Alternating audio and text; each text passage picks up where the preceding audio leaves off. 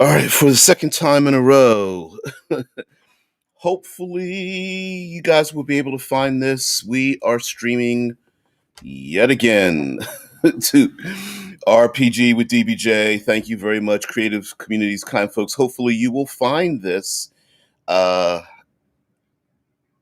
I hope this is working on Hump Day. That's this is. I'm using a new streaming service. Uh, um, Software, whatever you call it. So hopefully this will be better. Hope you guys can find me. All right, so everyone, YouTube, Twitch, whatever the whatever the hell's out there, please let me know if you find a channel. Give me a thumbs up or I don't know, middle finger or something like that to let me know that you found the channel so that we can go live. I There we go. All right. So we've got YouTube, yay, and we've got Discord, yay. Twitch sounded good. Thank you, Ushi. Thank you so much. Mwah, mwah, mwah. I would give you guys sexual favors, but alas, they're not really worth much. It's World Building Wednesday, and of course, we were talking about Mortal Kombat. Apparently, there was a huge fatality. My spine got ripped out, my brain got smushed and put into a blender, and then it was fed back to me with some fava beans and a nice Chianti. All right, okay, so uh as I was so monotonously saying that the yeah hell's, hell's yes, yeah, get the hell over here. And Rickard, thank you very much.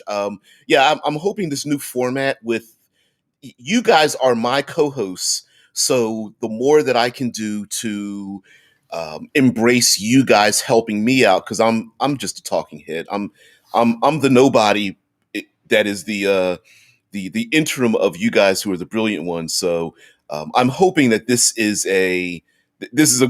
much better format, and I'm considering upgrading because I'm using their basic system. So if I upgrade, I'll be able to put all like the logos and music and maybe even video clips and all that kind of good stuff. Okay, so one thing, of course, when it comes to world building Wednesday, we have to have rules.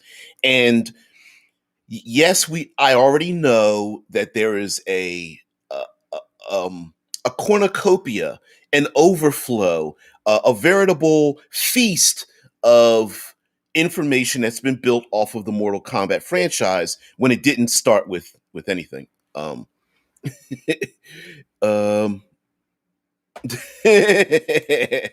like Dead Man says, I've inquired with a Twitch streamer who once a week streams to multiple sites, and her response was just the guys running the streaming system are smarter than me. Yeah.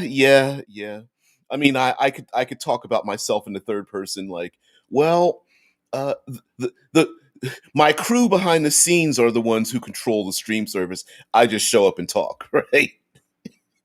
If my medulla oblongata is the version of that. So okay, so what we don't want to do in our world building is basically just rebuild Mortal Kombat. What we want to do is we want to break things down to their core essential value. And the core essential value of Mortal Kombat, of course, is a battle, duels, battles between individuals. Now, we talked before about having challenges more so than battles themselves, and meaning like Olympic games where you can also incorporate like running, jumping, swimming, mental feats of endurance, like holding your breath or surviving in the elements. You also talked about more intellectual pursuits, like trying to figure out traps or puzzles and things of that nature and over time. But essentially, we want to have a society where tournaments and blood sports and that kind of thing are accepted. Now, of course, we could just make this blood and sand in which there are gladiatorial games and whatnot, and that might be the general area where we want to go, but we want to make this more fantastical. So one is we of course have to have tournaments, and two, we want to make a reason why other methods to solve our problems aren't picked in light of the fact that we have tournaments. Maybe, yeah. Okay, so let's see here. Johansson says single combat might be more of a thing than tournaments. Okay, so you're making you're what I'm gathering is you're making a distinction between, like, it may not be a tournament where there's spectators, but the societies embrace the idea of single combat. So, or single challenges, let's say. And now this might be something that is more like, I'm thinking. Sorry, I'm thinking of ancient Rome and Greece, and they would come together and they would pick their best warrior to fight the other best warrior, and the despite the fact that the armies showed up with 1,000 on one side and 700 on the other, the real excitement was to see, Achilles take on Ajax or something like that. I'm kind of getting that vibe from your comment here.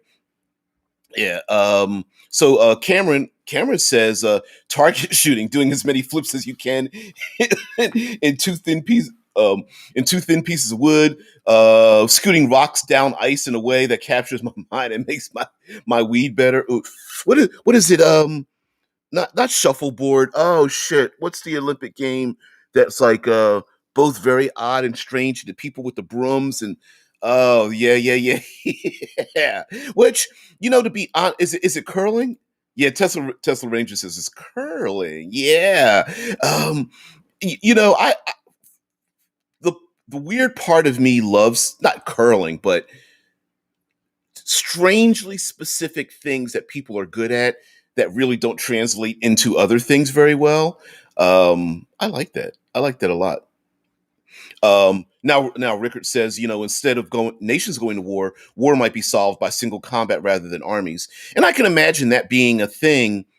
I can imagine that being a thing if uh, society had been devastated in some kind of way, and it really doesn't benefit either side to amass armies because they're expensive. You have to feed them, you have to move them, you have to support them, and then you waste all the humanity. So maybe there is a type of um,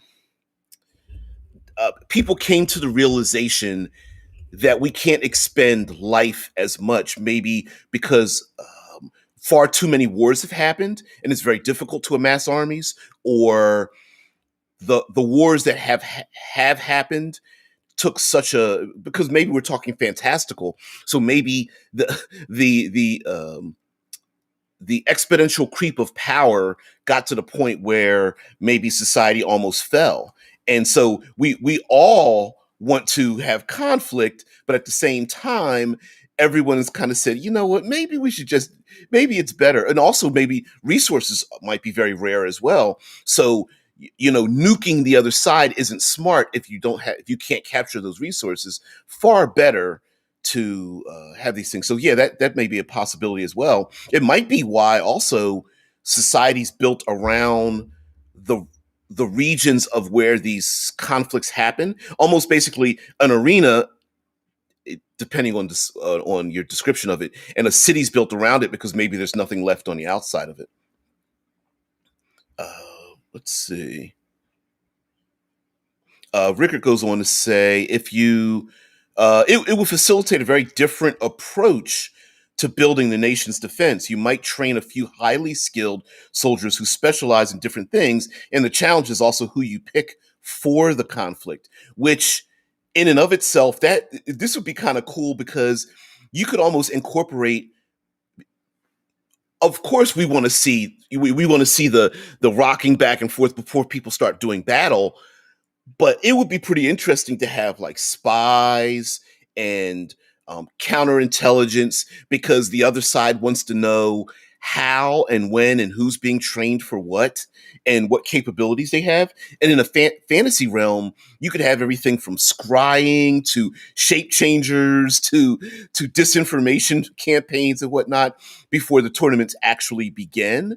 And then maybe even hiring saboteurs to poison food or the special herbs that they've gotten from the mountain peaks rot before they get back to one person's nation state, and those herbs make a make supplements for your greatest warriors or something like that. That would be kind of cool as well.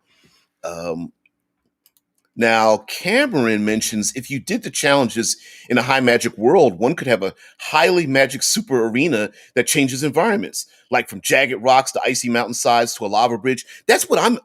You're on the same page I am. That's exactly what I'm thinking. Like, I'm thinking if you're in the arena stands and you're cheering, it looks like what we would consider like a blood and sand Romanesque type of arena where people are in the seats and are like throwing rotted vegetables and fruits and things like that.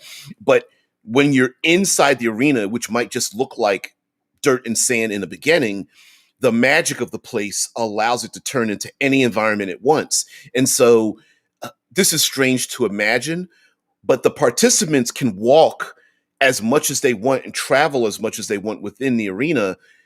It moves like a sliding. I'm picturing it that the warriors there remain in the middle, but the environment can move back and forth. Like if one warrior knocks another one into a raging river, when they flow down the river, to our eye as a spectator, they're staying in the same spot. The river's just moving past them, but to them, they're rolling down the river, which is kind of a weird image, but I like that idea. Um, yeah. Rickard says adventurers might be seen as free agents or mercenaries sought out for their prowess to help settle disputes. I like that a lot. I because who knows? Maybe a very powerful nation state has trouble, like someone could throw a monkey wrench into the system and hire away their mercenaries. Like, and the very rich and powerful nation state is always panicked because they're always on the edge of losing their own warriors. That'd be kind of cool. I like it. And you can always have bloodlines, people that have been these tournament participants from for generation to generation. You also have your upstarts, people going out there like sports agents trying to find the next the next individual who's going to join into the battles. Heck, you can even have families that are like expecting their daughter to join into the battles, and the daughter's like, "I don't want to do that."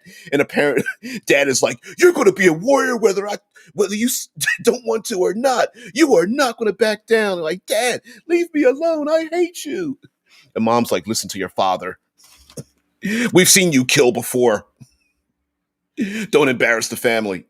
Um, Oh man.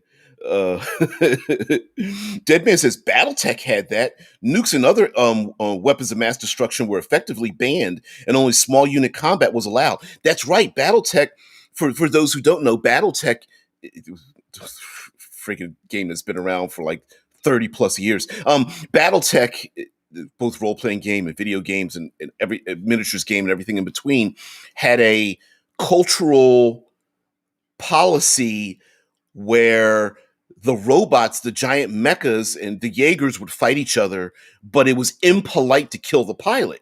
So they were allowed to have the pilot eject out and whatnot, but you would destroy the robots instead. And it was like a cultural, it's part of it was embraced in the culture of it. And I'm sure part of that too, I don't know very much details about the history of BattleTech within that setting, but I can imagine like building a giant robot is freaking expensive. So, knocking the robot down and disabling it's good enough.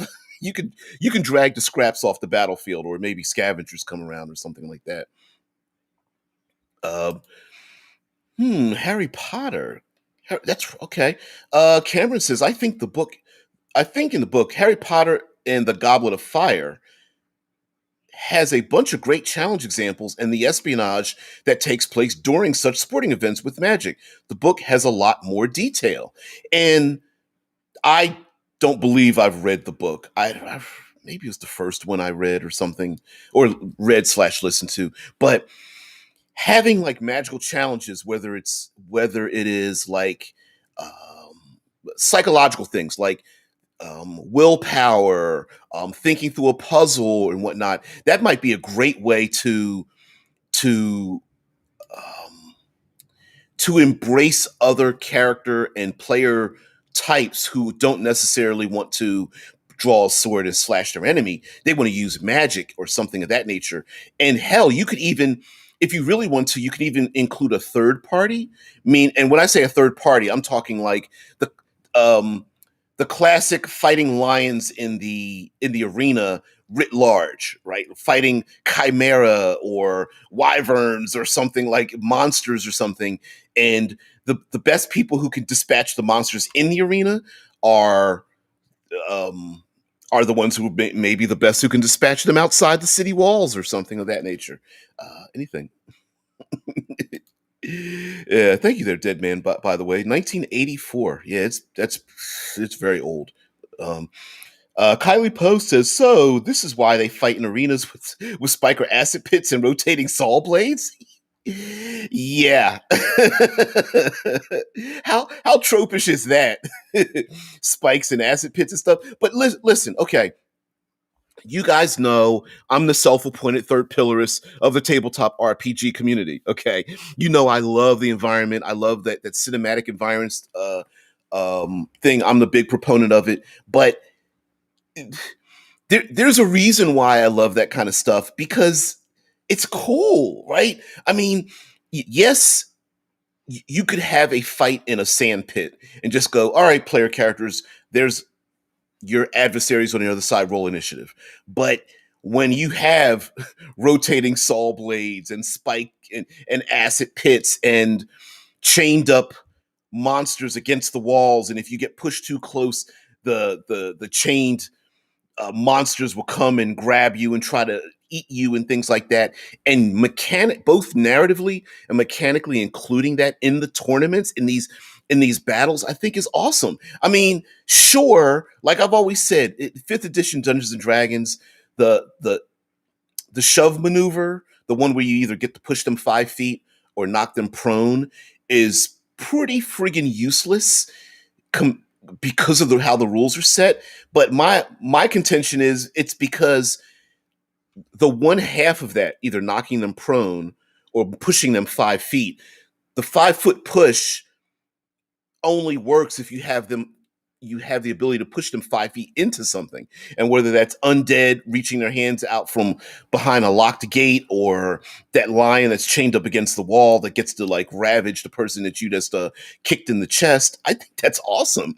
And having to like contend about moving around the battlefield and making sure that you don't fall into the pit, or the blade, the saw blade comes screaming across the battlefield and you got to dodge out the way, but you can't do that because you need a bonus action to make your acrobatics check or saving throw to get the hell up out the way, or something like that. You could have all kinds of, like, if you're distracted, you have a disadvantage, something like that. Yep.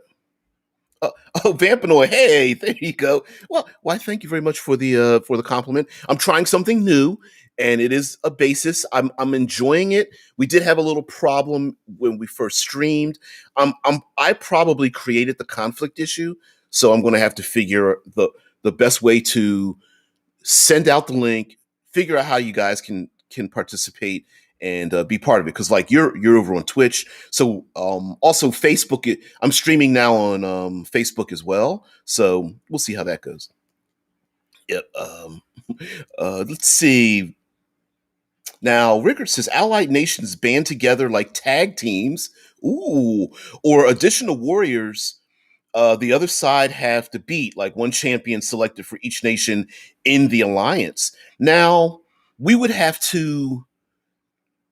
I'm going to assume that there is a form of how do you explain this? There's an honor system involved, and if you break the honor system, you're going to get your ass beat. So I'm thinking that there might be like an upper limit of how many allies you can bring together. So let's say you can only send a maximum of like 5 warriors or 5 participants into these challenges. And so one nation state might be able to afford to recruit 5 or train 5, whereas 5 individual nation states could send one person and then they all combine together as 5, right? And I'm assuming like if you break the rules, everybody else has the right to band together to crush you. So there's an incentive not to break the rules, because why wouldn't a very rich nation not send 25 people? It's because you could, but then the rest of us could be like, "Ooh, you broke the rules, bad nation, bad," you know. Um, yeah, yep. Let's see. It was that it was that in Judge Dredd? All right, so Tesla Ranger says one Judge Dredd comic included a heavily satirical televised battle between the Soviet and American cities. I never knew that. Each battle is 5-on-5, no holds barred, and the winner is awarded a piece of territory.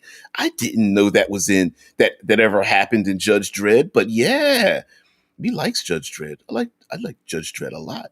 Thank you very much. Now, um, we talked about some of the types of challenges that might take place. Of course, you have yourself punching each other in the throat, but there may be other challenges. For example, being able to what's the term? Uh, the first person to get somewhere, right? It might be a challenge of travel.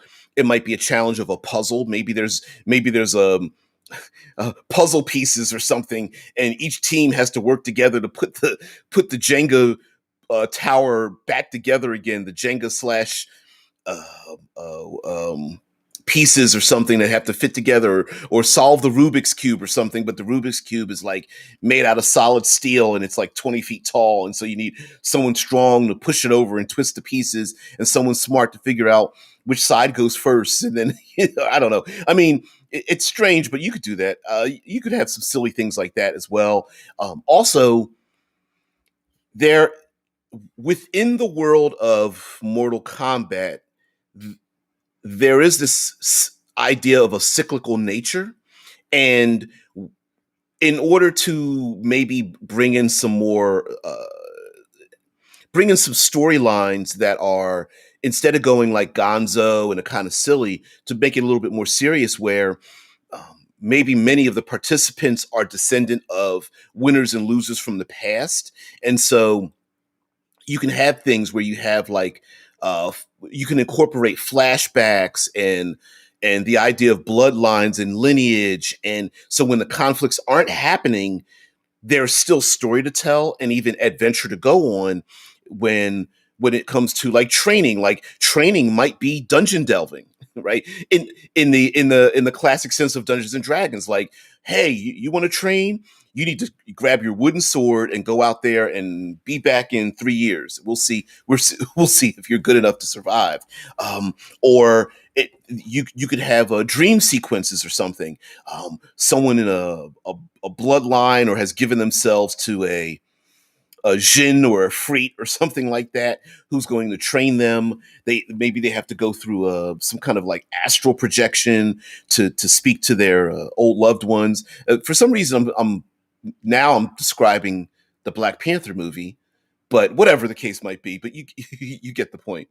Um, all right. So now Rickard says, I'm thinking you are only allowed to send one warrior per nation, making alliances more common. Okay. All right.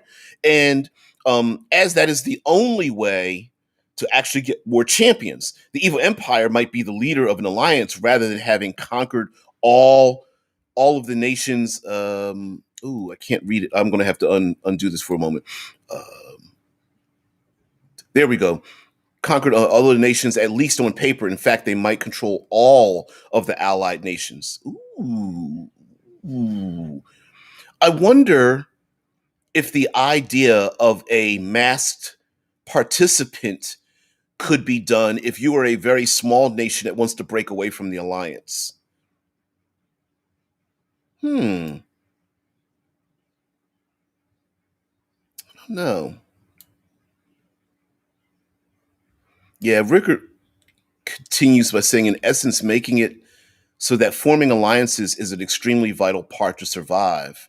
And it is making me think about the idea of sending in masked participants, maybe because there's a small nation state that no one knows about, or something of that nature. Yeah, I'm believe you me, I'm looking at the chat, and yay, I can scroll the chat without you guys having to see it anyway. Um, Cameron says, uh, going back to the Harry Potter thing, says, I might be showing my youth, but in the Harry Potter book, there was a main plot and a bunch of subplots were weaved through the events surrounding a series of challenges, where the challenges became background to the characters and schemes to gain an upper hand because winning meant a lot for a lot of people. And I like the idea of like, well, what happens when you're not in the you're not in the challenges? And I think I'm like, yeah, that's awesome because now you have a lot of story to tell. Like Mufa says, Neo, I know kung fu. Yeah, that's also awesome. Vampanoy says your mighty warriors were defeated by a children's puzzle from the back of a cereal box. I'm thinking of more like there was a store known as Stearns that used to sell very odd items. And in the back, they always had the little like wooden and metal puzzle pieces that you could like link together and take apart and stuff like that. I've got a couple in my man cave, and for some reason, it just made me think of those desktop wooden puzzle things that you once you put together, you never take apart again. Um, that's what I was thinking of. Mm-mm-mm. Now, Deadman says, like in the Hunger Games, where many contestants teamed up to fight through the rest. Ooh, there could be a change. Hmm. Because what I'm thinking of is to add even more conflict, like Rickard was saying about you can only send one participant, but you have alliances with other nations. How do you get how do you create more conflict between the nations without it flowing too far from one side to the other? And I'm thinking like if it's a battle royale, you could have a team up where the largest nation state ends up finding out that the other participants start teaming up together, and the largest nation state's like, oh mother fuckers. You teamed up against my greatest warrior. You guys know I'm the biggest nation. Damn it. You know, whereas behind the scenes, of course, the very rich and powerful nation state can offer a lot more, bits and baubles, a lot more rewards if they don't do something like that. Yeah. Mm-mm-mm. Like, yeah, Rickard says no doubt. Exactly. There would be no doubt. There would no doubt be rules governing combat within alliances, of course. Now, mind you, as well, there might not be anything stopping internal strife before the main event, right? Like a very powerful nation state can only send one champion. That doesn't mean there aren't 15 contestants who in their own internal civil order might be having their own kind of conflicts, which again they might be civil wars, or heck they might even someone may want to defect from their old nation state to come to the new one because they know that they're better and they might be the top champion. So you could have a lot of things like that as well, which adds a lot more dynamics. And then you might even have different nation states be specialist, like a nation state that is very that worships these gods of the champion gods, and so you have your proverbial clerics going into the battle, whereas another one uh, is ruled. They're like it's the city of shadows, and these people are sneaky and backstabby or something. Like they might all be this is the embrace of the character classes and how they solve a problem rather than them being extraneous. Same thing with like the spellcasting classes like sorcerers and wizards and things like that. Mike Gould says incentive for this cyclical combat might be political, like Hunger Games, or mystical, such as Cabin in the Woods, or corporate sponsorship or weapon development, like Solaris, BattleTech.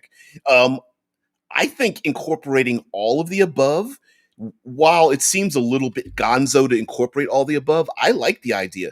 And maybe there's something cyclical in the world that's pushing people to this, right? Like it could be something seasonal, or it could be a resource.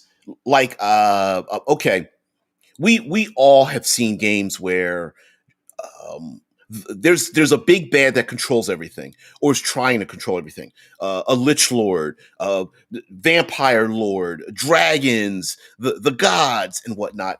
And maybe this is their way of these powerful entities are moving pieces on the board, us, humanity, and if we earn favor from them, they grant society something or protect society or give a resource to society.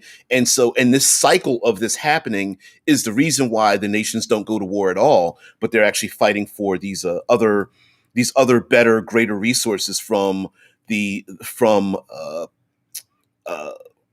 retching it out of the hands of angry gods in many ways. Mm-mm-mm. Now, Ricker says maybe having a more tribal world or nation states rather than countries. I'm with you on that. I feel like the less um, more tribal, less advanced civilization this works very well for, especially if the world hasn't been explored very much, so you always have there's always something on the horizon that humanity doesn't know about. And so this might be a very insular kind of thing as well. And hell, this just might be just a little small corner of your own world. Yep. No, you guys are fine. Yeah, I get it. Dead man, wow. Stern's department stores shuttered their stores in 2001. I didn't know that. And always with the thing. Yeah, I mentioned it was Stern's, and oh, there was another name for a store like that where they always sold like um adult only items and strange t-shirts and lava lamps and all those kind of things. You grabbed onto it just like I do.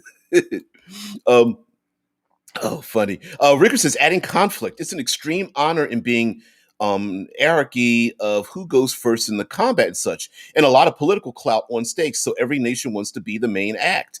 Yeah, I mean, yeah, hot topic kind of fits in there a little bit, but yeah, I think Hot Topics replaced the Stearns kind of thing, because remember Stearns had the what's the bed of needles that was a little plastic thing that was about the size of your hand, and the etch a sketches and the uh, I don't know, rubber chickens, and it's just weird stuff like that. They always sold things. Spencer's, yes, yep, Spencer's, yep. Mm-mm-mm.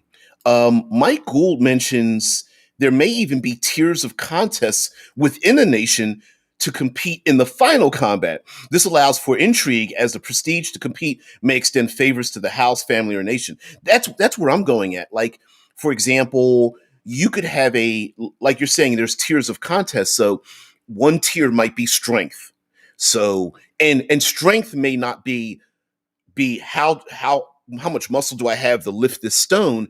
It could be, well, my wizard's going to use a spell to lift that stone, and my rogue is going to use a lever to move the stone or something like that. And that may be only one manner of the contest, and maybe the other contest is like, we're going to blindfold you and put you into the maze that's in the Undercity, and you have to figure your way back out of the maze. And the people in the, how fast you do it. Who maybe someone gets hurt, and instead of you winning, you help one of your allies, and maybe that's looked at as something that. both breaks the rules but is very honorable or something of that nature. Yeah, and that way you can have lots of player characters involved in it, like kind of like working as teams together to achieve something. Yeah.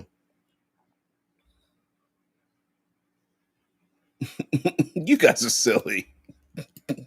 Tesla Rangers like in 2001, Stern's parent company, Federated Department Stores, opted to retire the Stern's brand. You guys, what are we going to turn into an live stream investment kind of thing? I don't think so. Uh, Now, Michael brings up Earth Dawn Shadowrun have cyclical magical aspects that culminate in an apocalypse. Perhaps the contests abate this doom. Again, tying back to Cabin in the Woods.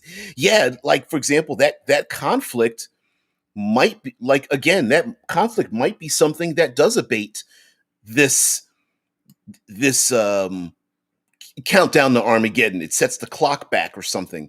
I like that idea, especially in a fantasy. Fantasy does not like, for example, we don't need to have round planets. They can be flat Earths, and society and those kind of things do not have to operate according to physics. They can operate according to the laws of magic and keeping. It's the proverbial sacrificing the virgin in uh, the volcano, right? Because it's to stop the apocalypse. I agree. These contests might be there to stop the apocalypse. Maybe hell, maybe we are creating our own gods and godlings, our own demigods, um, because the contestants, once they reach 20th level, they have and they win these contests, they can ascend to another realm. So the winners become the ancestors that look over the rest of society. And the idea is to keep that cycle going of someone ascending to the next level. That'd be kind of cool too. I like it. You guys, where are you gonna focus on this Stearns thing? Oh man. Most of this Most of the stores were immediately converted to Stern's corporate siblings Macy's, with others liquidated and reopened as Bloomingdale's. Hmm. See, now you gave me an idea about something. It's pretty ridiculous, but I'll have to I'll have to chew on it later on today. Ricker says I would also foresee a lot of assassination attempts on the other nation's champions and such. If you can remove the competition outside of the ring, it makes it easier to win in the ring once the formal conflict happens.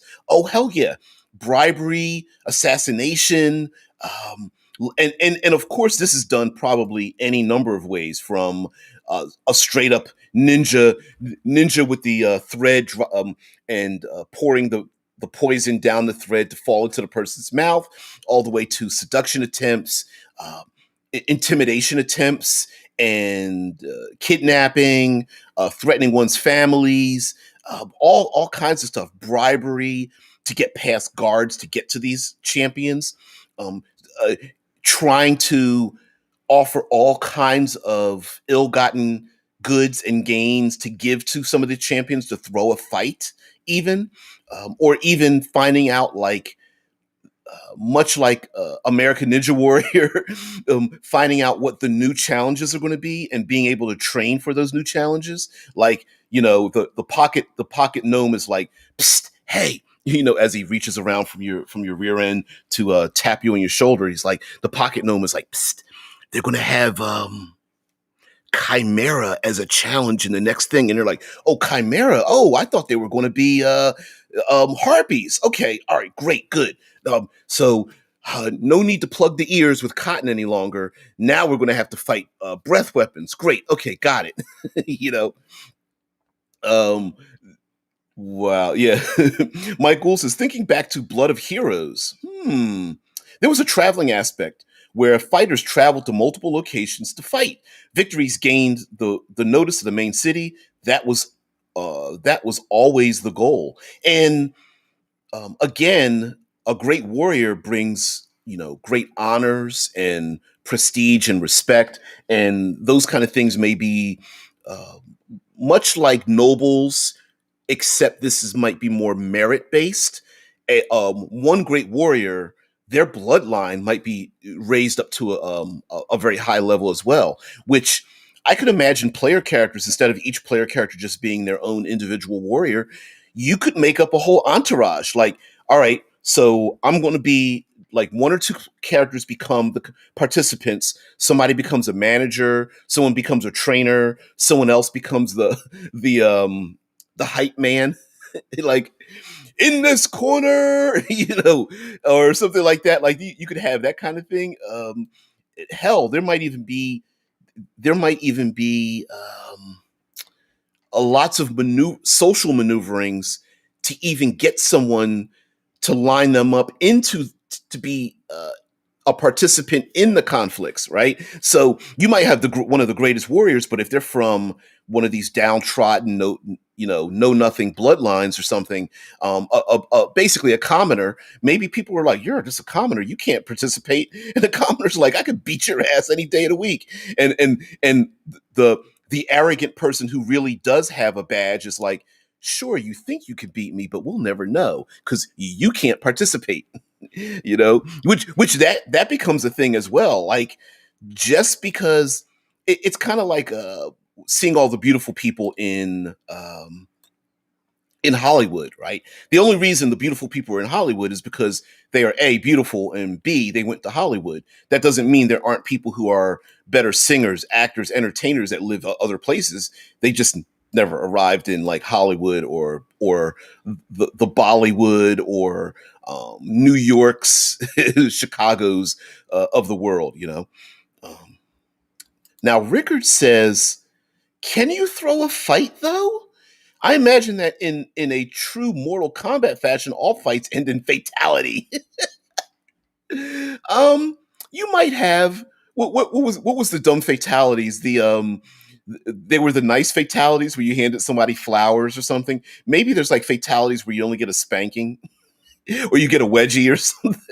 No, that's pretty ridiculous. I'm thinking you could throw a fight before the main conflict, right? Like, you have 12 participants going on a run up the mountainside and they're like pushing each other, or the fastest runner is like, "Well, I want my sister to win, even though I'm the faster runner, because she's the one that's really going to bring honor to the family. So I'll slow down and let her win." And that, like, I imagine internally, I don't think I think the main conflicts are probably going to be pretty damn bloody. Before then, I think is a lot of bruising and punches in the throat and getting kicked in the face and things like that. Um, Rickard, and then we'll get to Mike Gould, who's got a lot of comments here. Okay, so Rickard's like, "Ooh, neutral nations serving at the battlefield and controlling the arena, both environmental alterations of the arena and what other obstacles would be in the arena." So you're saying that there might be one or more neutral nations who don't send participants, but what they do is create the conditions under which they would fight. Which, of course, this is going to be. We're going to talk about this shit tomorrow, right? Third pillar of exploration Thursday, which is both my specialty and my strange passion in the tabletop RPG world. We're going to talk about this tomorrow. Um, Coming up with like really great and amazing three-dimensional, dangerous, awesome locations.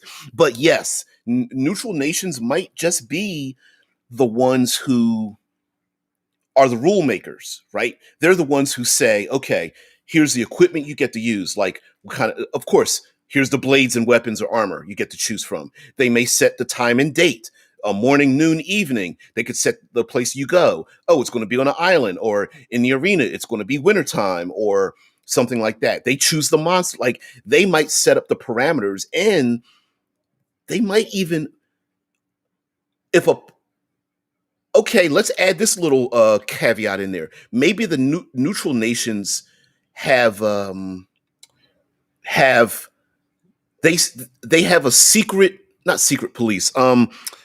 They have not referees. I'm thinking of a individuals who are able to police the system, and they have agents who are able to police the system to make sure people aren't cheating, or they are the ones who look out for the people who are the saboteurs, the assassins, the seducers, the carousers that try to get people drunk before a fight happens. Like, they're the ones that try to police. They're the proctors, policing the events and such. So you could even have another layer of, like, maybe a player character who happens to come from a neutral nation, but they really want this other nation state to lose, but they really can't be part of it. Like arbiters, I'm with you there, Cameron. Thank you very much.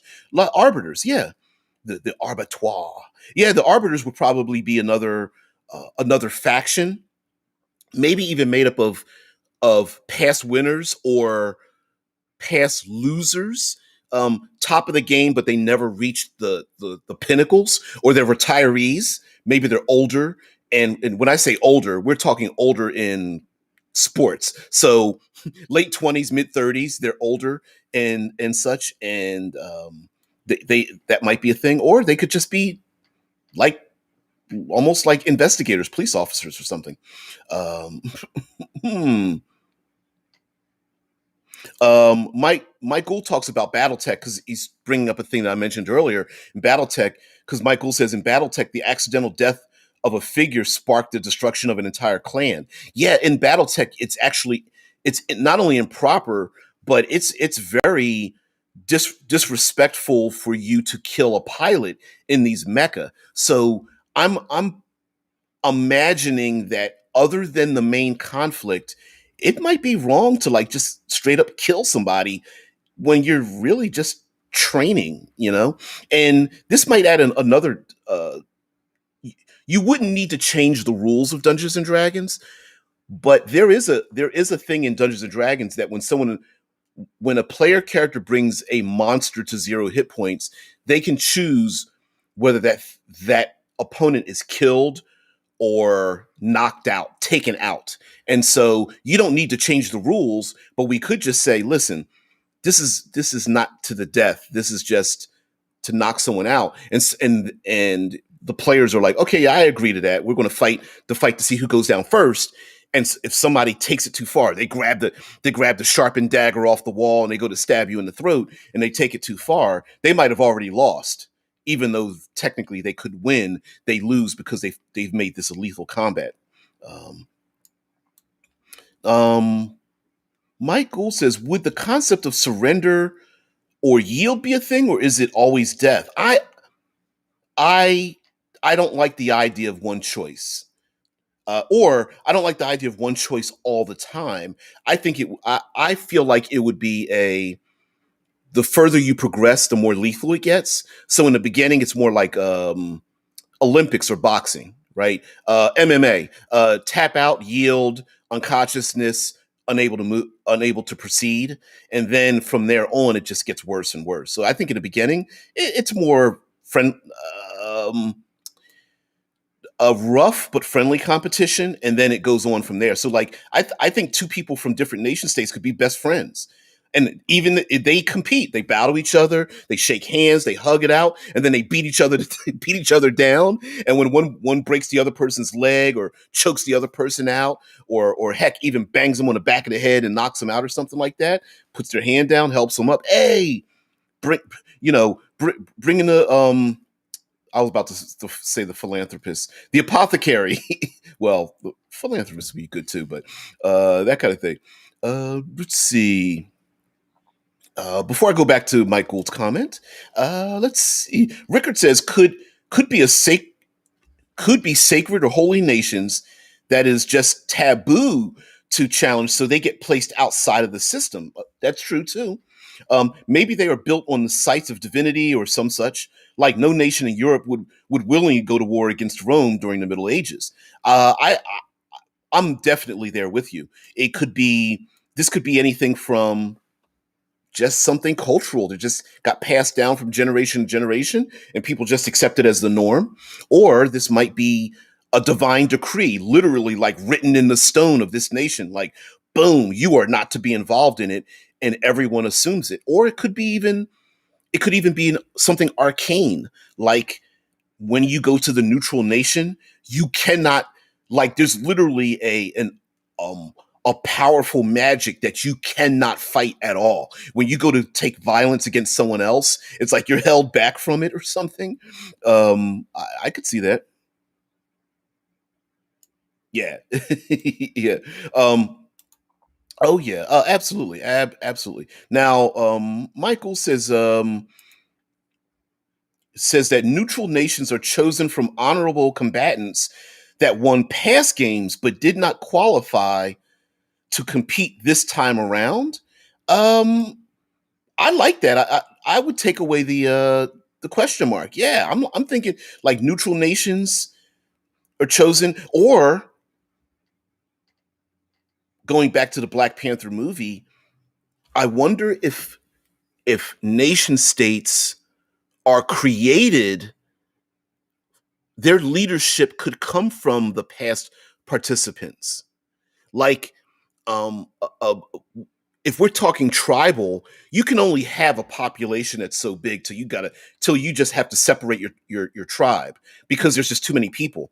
So it's possible maybe some of these other past participants break off chunks of these larger ones. So you have this like you have an ebb and flow of combining together and then breaking apart and combining together and breaking apart and growing larger and then splitting off and things. So there might even be something like that politically where numbers of these winners start gaining an entourage, and that entourage turns into like almost like a political separation. Like we want to follow these individuals.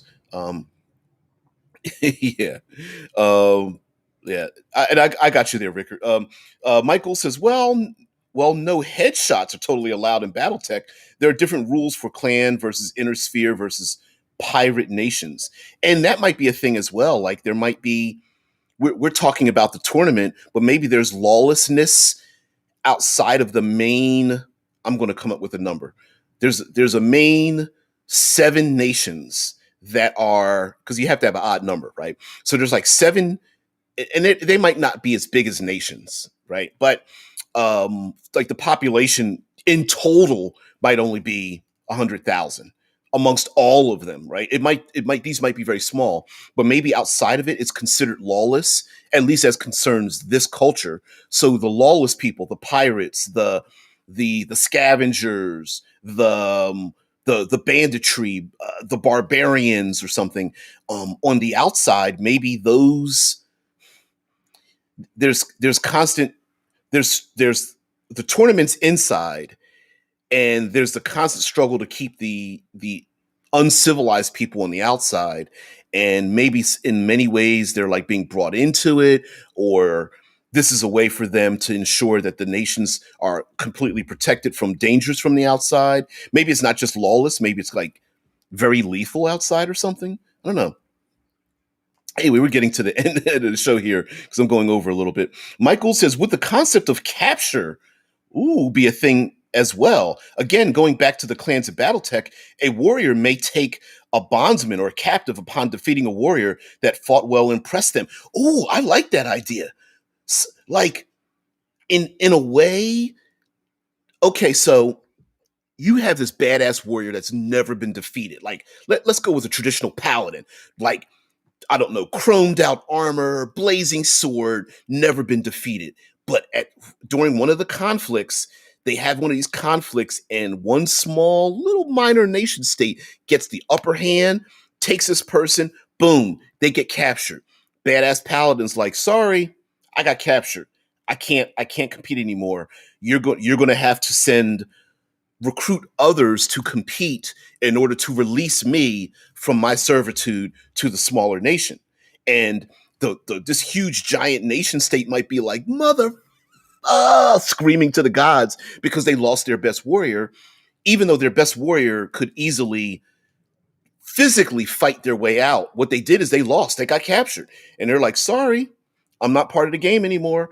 The small nation state, I'm with them. I'm going to be training their people. I'm going to, it could be this could be very civil, or it could be like, we're going to throw you in the dungeon and torture the hell out of you or something. Like, it could be How it happens might depend on people's personalities, but yeah, I like the idea of being captured.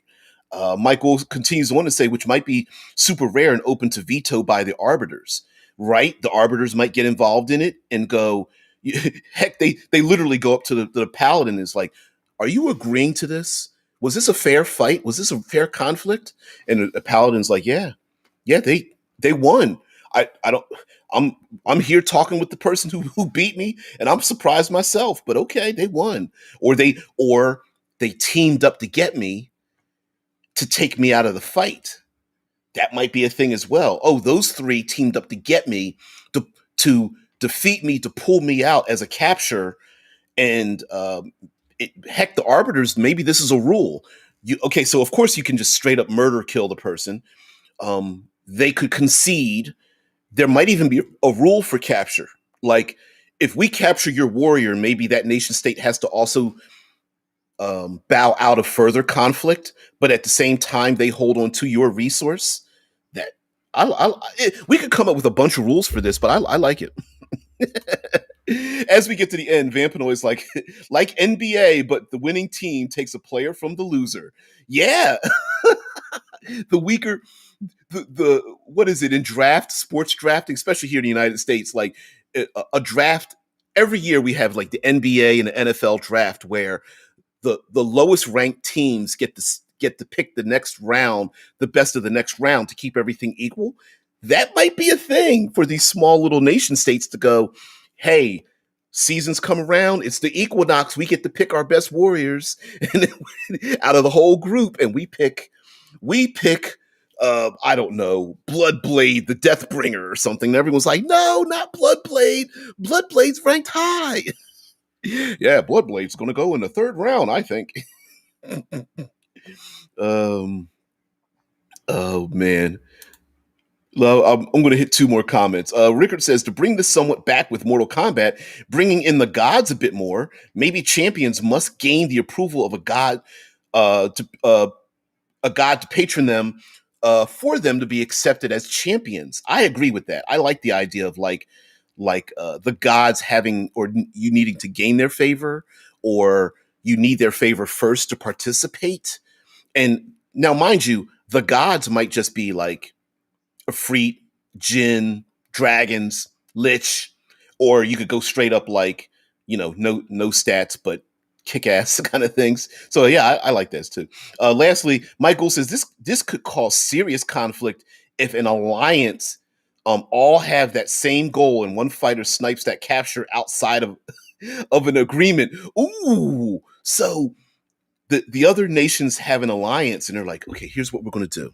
We three are going to take out the paladin, Silver Rose, the Lightbringer, or something like whatever, right? And they make an alliance, and then some upstart comes behind everybody, and they're like, nope, we're going to capture that dude away from you.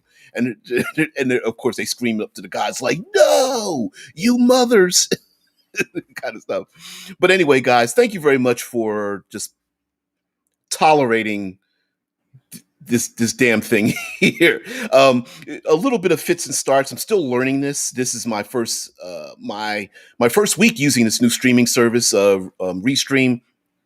I felt it was appropriate because the Mortal Kombat movie really isn't that good. New writer, new director, and me, a new streamer. So I thought it all fit together. So, guys, thank you so much for being part of it. I hope this is the kind of I'm glad you guys like the format. I hope to improve it just a little bit more. As more of you participate and take place in the show, it does become a little bit harder for me because all of the stream is together as opposed to separate. But now I'm able to highlight everything you guys say. So that's cool. Yeah, thank you very much. Thank you very much. And this way, of course, as you can see on, I guess, the right side of the screen, you guys could see the format and all that kind of stuff. So cool. Oh man, thanks a lot, dude.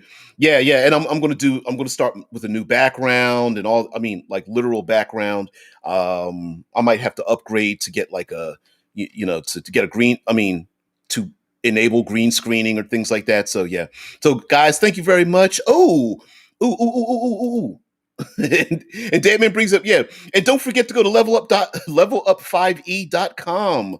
Please don't forget that. It is End World, new 5th edition, advanced 5th edition project. It is massive. It is huge. I'm one of the contributing writers. The journey rules are out now. They are rewriting 5th edition from the ground up, completely backwards compatible. It is not Pathfinder. It's not iterative. Please check out the playtest materials. And you too, go over to levelup5e.com. You can join in the survey to have it move and flow in the manner in which you like. And of course, it is being built off of those surveys. So if there's something that you don't like, you could absolutely raise your hand and say, the heck with this, we are not including it. One major thing in it is it's huge, over 170 combat maneuvers, technically built like spells. They are combat maneuvers for the martial classes. And depending on the martial class you pick, you get these maneuvers. They range from a ranking of 1 to 5. It's a whole big thing. There's exertion that you spend. This game has strife involved in it. Strife is like mental exhaustion. There's also supply. It's all kinds of things. You spend supply to have short rests and long rests. It's a whole big thing. It's built off 5e. Please check it out. And honestly, it's a little plug because I'm part of the writing team. My little small part. Oh, and lastly, I'll give this away. I came up with an idea and it already took off. So depending on the success of this Kickstarter, and I feel like this Kickstarter for End World is probably going to be massive, there's going to be a follow-up to it. And I can't wait. I cannot wait for this follow-up because I am the progenitor of the idea, just a small person that gave that spark, kind of like what we do here every day. So come up with a great idea. So as the progenitor of it, I'm like, yes, let this happen. Let this really happen. I'll go into more detail later. So guys, thank you very much. Dead Man, everybody have a great one. I'm running a little bit late here. Have a great one. Love you guys. Bye.